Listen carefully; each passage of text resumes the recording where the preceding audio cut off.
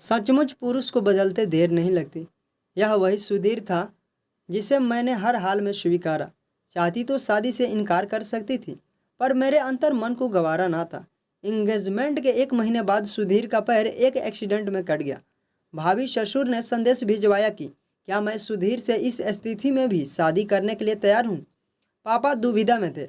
लड़के की सरकारी नौकरी थी, देखने सुनने में खूबसूरत था। अब नियति को क्या कहें, पैर कटने को लिखा था सो कट गया। फिर भी मुझ पर उन्होंने जोर नहीं डाला। मुझे अपने तरीके से फैसला लेने की छूट दे रखी थी।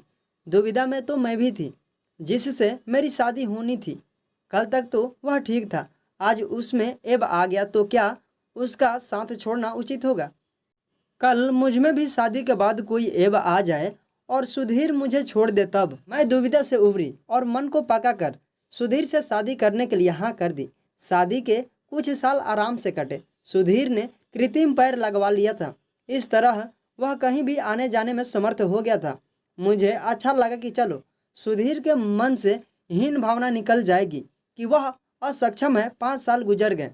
काफ़ी इलाज के बाद भी मैं माँ ना बन सकी तो मैं गहरे अवसाद में डूब गई। कहने को भले ही सुधीर ने कह दिया कि उसे बाप ना बन पाने का ज़रा भी मलाल नहीं है, लेकिन मैंने उसके चेहरे पर उस पीड़ा का एहसास किया जो बातों बातों में अक्सर उभर कर सामने आ जाती।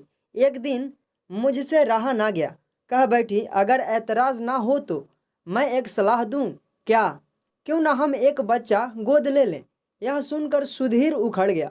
मुझे अपना बच्चा ही चाहिए, वह शायद ही संभव हो, मैंने दबी जुबान में कहा। बिना कोई जवाब दिए सुधीर वहां से चला गया। मेरा मन तिक्त हो गया। यह भी कोई तरीका है अपना नज़रिया रखने का। सुधीर की यही बात मुझे अच्छी नहीं लगती कि मिल बैठकर कोई सार्थक हल निकालने की जगह वह मायूस अवस्था से चिपके रहना चाहता था। मैंने महसूस किया कि सुधीर में पहले वाली बात नहीं रही।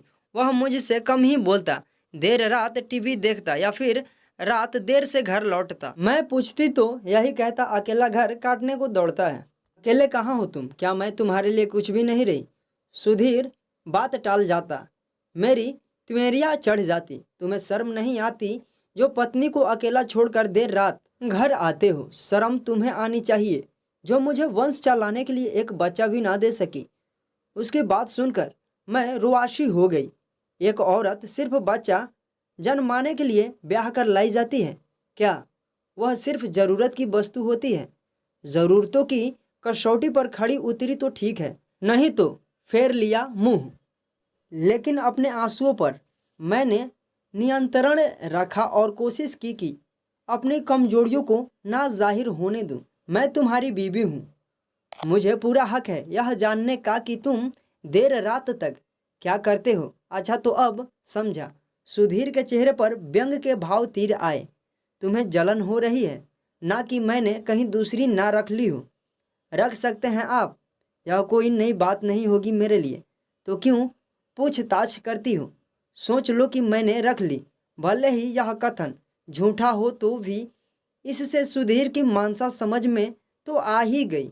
वह चला गया, पर एक ऐसा दंश देकर गया जिसकी पीड़ा का सूल मेरे अंतस को देर तक भेदता रहा। अकेले में सुबकने लगी। कैसे कोई पुरुष इतना बदल सकता है? 5 साल जिसके साथ सुख दुख साझा किया, वह एकाएक कैसे निर्मोही हो सकता है? लाखों कोशिशों के बाद भी मैं इस सवाल का जवाब ना ढूंढ सकी। किसी तरह मैंने अपने आप को संभाला। आज सुधीर के एक दूर के रिश्ते की मामी की लड़की सुनीता आने वाली थी। बिन बाप की लड़की थी, उसे बीएड करना था। इस लिहाज से तो वह 1 साल रहेगी ही रहेगी। हालांकि सुधीर के माँ बाप नाक सिकोड़ रहे थे। दीदी बिन बाप की बेटी है, तुम लोग चाहोगे तो अपने पैरों पर खड़ी हो जाएगी, वरना मेरे पास तो कुछ भी नहीं है जिसके बल पर उसका विवाह कर सकूं। पढ़ाई लिखाई का ही भरोसा है, पढ़ लिख कर कम से कम अपना पेट पाल तो सकेगी। कहकर मामी रुआशी हो गई। मेरी सास ने उन्हें ढांढस बढ़ाया। मेरी सास सुधीर की तरफ मुखातिब हुई। सुधीर, तुम सुनीता को उसका स्कूल दिखा दो बेटा, यहाँ आने जाने के लिए रिक्शा तो मिल जाता होगा। मम्मी जी मुंह बनाकर बोली, नहीं मिलेगा तो मैं छोड़ आया करूँगा। सुधीर ने एक नज़र सुनीता पर डाली तो वह मुस्कुरा दी। यही सब सोचकर आई थी कि यहाँ सुनीता को कोई परेशानी नहीं होगी, तुम सब लोग उसे संभाल लोगे। मामी जी भावुक हो उठी। वे आगे बोली, सुनीता के पापा के जाने के बाद तुम लोगों के सिवा मेरा है ही कौन। रिश्तेदारों ने सहारा ना दिया होता तो मैं कब की टूट चुकी होती। यह कहकर वे सुबकने लगी। सुनीता ने उन्हें डांटा। हर जगह अपना रोना लेकर बैठ जाती है, क्या करूं, मैं अपने आप को रोक नहीं पाती। आज तेरे पापा जिंदा होते तो मुझे इतनी भाग दौड़ ना करनी होती। आप कोई गैर थोड़ी ही हैं। जी, हम सब सुनीता का वैसा ही ख्याल रखेंगे जैसे आप उसका घर पर रखती हैं, मेरी सास ने तसल्ली दी। वे आंसू पोंछने लगी। 2 दिन रहकर मामी जी बरेली चली गई। सुधीर ने सुनीता को उसका कॉलेज दिखलाया और दाखिल करवा दिया। उसकी ज़रूरतों का सामान खरीदा। निश्चय ही रुपए सुधीर ने खर्च किए होंगे। मुझे कोई एतराज़ ना था, मगर इस बहाने वह सुनीता का कुछ ज़्यादा ही ख्याल रखने लगा। उसके खाने पीने से लेकर छोटी छोटी ज़रूरतों के लिए भी वह हमेशा मोटरसाइकिल स्टार्ट किए रहता। पत्नी से ज़्यादा गैर को तवज्जो देना मेरे लिए असहनीय था। मेरी सास भी उसी की होकर रह गई थी। ना जाने माँ बेटे के बीच क्या चल रहा था। एक दिन मुझसे रहा ना गया तो मैं बोल पड़ी, सुनीता क्या मुझसे ज़्यादा अहमियत रखने लगी है तुम्हारे लिए? तुम अच्छी तरह जानती हो कि वह बिन माँ बाप की बेटी है। सुधीर बोला, तो क्या बाप की भूमिका निभा रहे हो? मैंने व्यंग किया। तमीज से बात करो। वह उखड़ गया, चिल्लाओ मत। मैंने भी अपना स्वर ऊंचा कर लिया। वह संभल गया। आहिस्ता बोलो। अब आए रास्ते पर यह मत समझना कि तुम कुछ भी करोगे और मैं चुपचाप तमाशा देखती रहूंगी। क्या किया है मैंने? अपने दिल से पूछो। अनजान बनने की कोशिश करने लगा। मासूम बनकर सुनीता को बरगलाओ। मुझे नहीं, मैं पुरुषों की नस नस से वाकिफ हूँ। पिछले 1 हफ्ते से नैपकिन लाने के लिए कह रही हूँ, लाए। मैं भूल गया था। आजकल तो सिर्फ सुनीता की ज़रूरतों के अलावा कुछ याद नहीं रहता तुमको। बार बार उसका नाम मत लो वरना। सुधीर ने दांत पीसे। बात बढ़ती देख वह कमरे से बाहर निकल गया। कायर पुरुषों की यही पहचान होती है, वे मुंह छिपाकर भागने में ही भलाई समझते हैं। सुधीर अपनी माँ के कमरे में आया। बहुत बदतमीज है, मेरी सास बोली। 4 दिन के लिए आई है, उसे भी चैन से रहने नहीं देती। वह क्या सोचेगी? सिर पर हाथ रखकर वे बैठ गई। ना जाने क्या सोचकर वे थोड़ी देर बाद मेरे कमरे में आई। क्यों बहू, तुम्हारे संस्कार यही सिखाते हैं कि अतिथियों के साथ बुरा सुलूक करो। आपका बेटा अपनी पत्नी के साथ क्या कर रहा है, क्या आपने जानने की कोशिश की? क्या कर रहा है, क्या नहीं कर रहा है? कुछ भी तो नहीं छिपा है आपसे। सुनीता को सिर माथे पर बिठाया जा रहा है, वहीं मेरी तरफ ताकने तक की फुर्सत नहीं है किसी के पास। यह तुम्हारा वहम है, हकीकत है माँ जी। हकीकत ही सही, इसके लिए तुम जिम्मेदार हो। सुनीता को मैं यहाँ लाई, बेवजह उसे बीच में मत घसीटो। तुम अच्छी तरह जानती हो कि पति पत्नी के बीच रिश्तों की डोर औलाद से मजबूत होती है। तो क्या यह संभावना सुनीता में देखी जा रही है? बेशर्मी कोई तुमसे सीखे। बेशर्म तो आप हैं जो अपने बेटे को सलाह दे रही हैं। मैं भी कुछ छिपाने के मुंड में नहीं थी। ऐसा ही सही, तुम्हें रहना हो तो रहो, रहूंगी तो मैं यहीं। देखती हूँ मुझे कोई मेरे हक से कैसे वंचित करता है। अति भावुकता के चलते मेरी रुलाई फूट गई। बिस्तर पर लेटे लेटे सोचने लगी। एक मैं थी जो यह जानते हुए भी कि सुधीर विकलांग है, उसे अपनाना अपना धर्म समझा। वहीं सुधीर मेरे बांझपन को इतनी बड़ी विकलांगता समझ रहा है कि मुझसे छुटकारा पाने तक की सोचने लगा है। इतनी जल्दी बदल सकता है सुधीर? यह वही सुधीर है जिसने सुहाग रात वाले दिन मेरे माथे को चूम कर कहा था, यह मेरा सौभाग्य है कि मुझे तुम जैसा विशाल हृदय वाली जीवन संगनी मिली है। मैं तुम्हें यकीन दिलाता हूँ कि कभी अपनी तरफ से तुम्हें शिकायत का मौका नहीं दूंगा। आज सुधीर इतना गिर गया है कि उसे रिश्तों की मर्यादाओं का भी ख्याल नहीं रहा। माना कि दूर के रिश्ते की मामी की लड़की है सुनीता, पर जब नाम दे दिया तो उसे निभाने का भी संस्कार हर माँ बाप अपने बच्चे को दे देते हैं। पता नहीं मेरी सास को क्या हो गया है कि सब जानते हुए भी अनजान बनी है। पापा की तबीयत ठीक नहीं थी। भैया ने बुलाया तो मायके जाना पड़ा। एक बार सोचा अपनी पीड़ा कहकर मन हल्का कर लूं, पर हिम्मत ना पड़ी। पापा तनावग्रस्त होंगे, पर भाभी की नज़रों से मेरी पीड़ा छिप ना सकी। वे एकांत पाकर मुझसे पूछ बैठी। पहले तो मैंने टाल मटोल किया, आखिर कब तक। मेरी हकीकत मेरे आंसुओं ने बेपर्दा कर दी।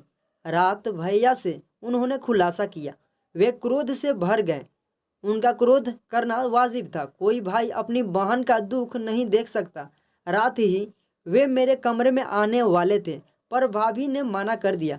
सुबह नाश्ते में उन्होंने सुधीर का जिक्र छेड़ा। तू अब उसके पास नहीं जाएगी। फोन लगा। मैं उस बेहुदे से अभी बात करता हूँ। मैंने किसी तरह उन्हें मनाया। 1 महीना रहकर मैं जब वापस भरे मन से ससुराल जाने लगी तो भाभी मुझे सीने से लगाते हुए बोली, दीदी चिंता की कोई ज़रूरत नहीं। आपके लिए इस घर के दरवाजे हमेशा के लिए खुले हैं।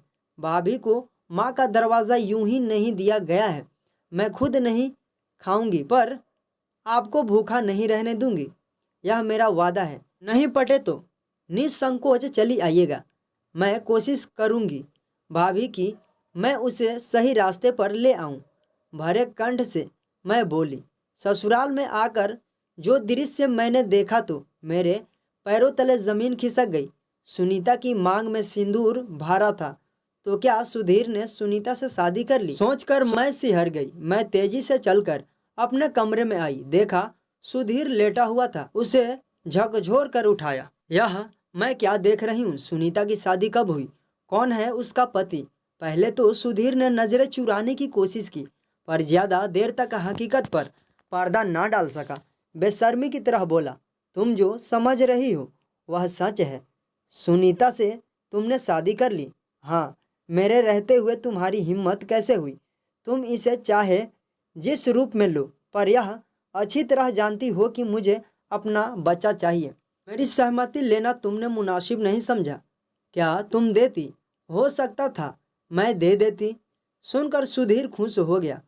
मुझे तुमसे यही उम्मीद थी, कहकर जैसे ही सुधीर ने मेरे करीब आ मुझे अपनी बाहों में भरकर प्यार जताने का नाटक दिखाना चाहा, मैंने उसे झटक दिया। मेरे क्रोध की सीमा ना रही। मुझसे ना रोते बन रहा था ना हंसते। किसी तरह खुद को संभाला। अब जो हुआ उसे बदला तो नहीं जा सकता था। वैसे भी हमेशा पुरुषों की चली है, लिहाजा मैंने परिस्थिति से समझौता करना मुनासिब समझा। फिर भी सुधीर को औकात बताने से ना चुकी। सुधीर, तुम अच्छी तरह जानते हो कि बांझ शब्द एक स्त्री के लिए गाली से कम नहीं होता, फिर उस स्त्री के लिए तो और ज्यादा जो इस कलंक के साथ अभिशापित जीवन जीने के लिए मजबूर हो। मुझे दुख इस बात का नहीं है कि तुमने सुनीता से शादी की। दुख इस बात का है कि तुमने मेरी पीठ में छुरा भोंका, मेरे विश्वास का कत्ल किया। यही काम तुम मुझे विश्वास में लेकर कर सकते थे। सुधीर, अगर तुम्हारी विकलांगता को खामी समझकर मैंने तुमसे शादी से इनकार कर दिया होता तो तुम मुझे किस रूप में लेते? सुधीर ने कोई जवाब नहीं दिया। मुझे लगा मैंने व्यर्थ का सवाल उठा दिया। जिसका चरित्र दोगला हो वह भला यह सब सोच विचार क्यों करेगा? खैर, यह समाचार मेरे मायके तक पहुंचा। भैया मेरी ससुराल आते ही गर्जे, कहाँ है सुधीर? मैं उसे बर्बाद करके छोड़ूंगा। सरकारी कर्मचारी होकर भी उसकी हिम्मत कैसे हुई दूसरी शादी करने की?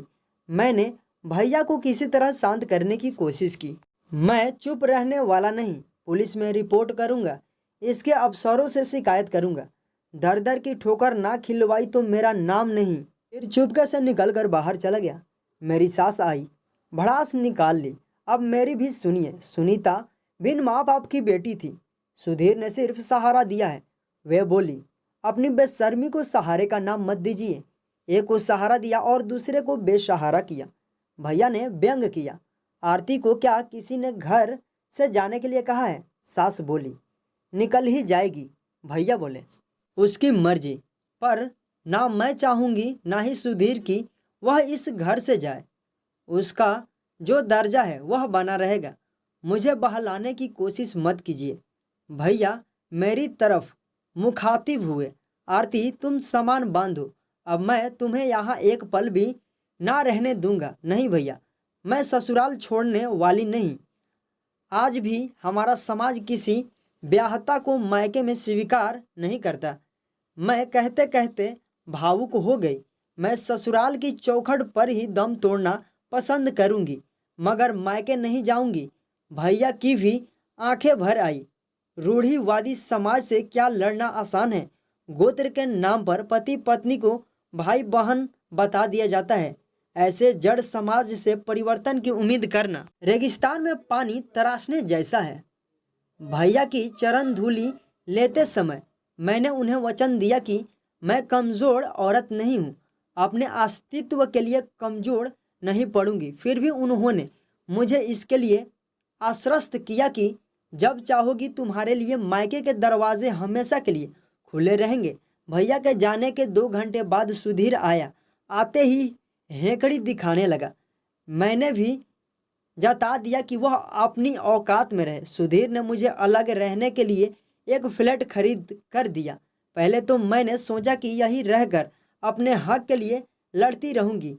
कभी उसके खिलाफ कोर्ट भी जाने की इच्छा हुई, पर यह सोचकर कदम पीछे कर लेती कि उससे फ़ायदा क्या होगा। बहुत हुआ, उसकी नौकरी जाएगी, जेल जाएगा, वह हर महीने मुझे इतने रुपए दे जाएगा कि मेरा खर्च आसानी से चल जाता। सुनीता पर दया आती, सो अलग उसे मेरी सास और सुधीर ने बरगलाया। बहरहाल जो हुआ उसे मैंने नीति का चक्र मानकर स्वीकार कर लिया। मैंने समय काटने के लिए एक स्कूल में नौकरी कर ली। समय धीरे धीरे सरकने लगा। सुधीर से मेरा संबंध सिर्फ महीने के खर्च लेने के अलावा कुछ नहीं रहा। सुनीता के मोह पास में बंधे सुधीर को मेरी कोई फिक्र ना थी, ना ही मुझे ऐसे आदमी से कोई ताल्लुक रखना था। एक दिन उसने बड़े भरे मन से खुलासा किया, मेरे जीवन में बाप बनना ही नहीं लिखा है। जिस स्वर में उसने कहा, मुझे उससे सहानुभूति हो गई।